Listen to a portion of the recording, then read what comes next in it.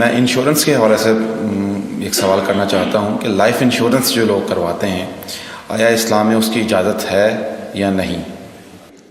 اصل میں یہاں اس کو کہوں گا آپ سے کہ ایک تو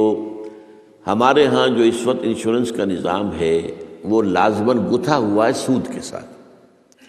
لہذا اس شکل میں جو اس وقت انشورنس ہو رہی ہے وہ تو حرام ہے، اس کے حرام ہونے میں کوئی شک نہیں ہے۔ البتہ یہاں پر پیور انشورنس کی بات اگر کی جائے جس کے اندر کہ کوئی سودی معاملہ نہ ہو، کیونکہ وہ پھر انویسٹ کرتے ہیں اور اس کا بھی پھر وہ جو ہے وہ نفع دیتے ہیں، وہ سب کچھ ہے، وہ سارا معاملہ ہے۔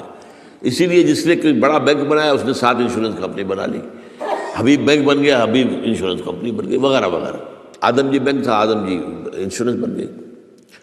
البتہ یہ ہے کہ جہاں تک ایک مثلاً یہ کہ ایک انشورنس اس طرح کی ہے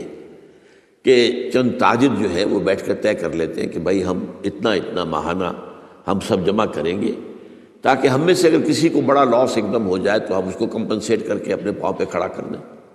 تو اس کو کوئی حرام نہیں کہہ سکتا، جائز ہے۔ یہ تو ایک کوآپریشن ہے، کوآپریٹیو ایک آپ نے بنا لی ہے،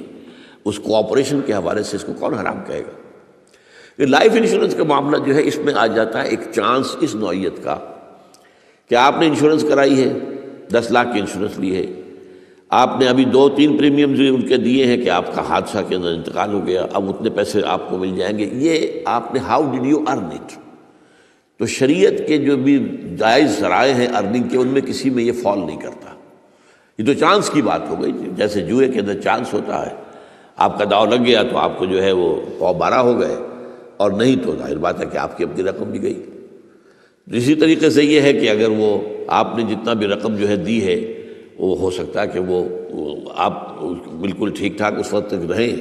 میں پورے نظام کو چونکہ جانتا نہیں ہوں، اس لیے میں اس میں رائے ویسے دیا نہیں کرتا، اس میں میرے بیٹے سے آپ ذرا بات کر لیجیے کہ کسی وقت آ کر جنہوں نے PhD کے کورسز مکمل کیے ہوئے ہیں اسلامک اکنامکس میں، عاطف وحید، تو وہ ہمارے وہاں قرآن اکیڈمی میں بیٹھتے ہیں، تو کبھی دن میں آ کے بات کر لیجئے۔ لیکن یہ چند باتیں وہ تھیں جو میں نے آپ کے ساتھ جو میرے سامنے واضح تھیں وہ میں نے واضح کر دی۔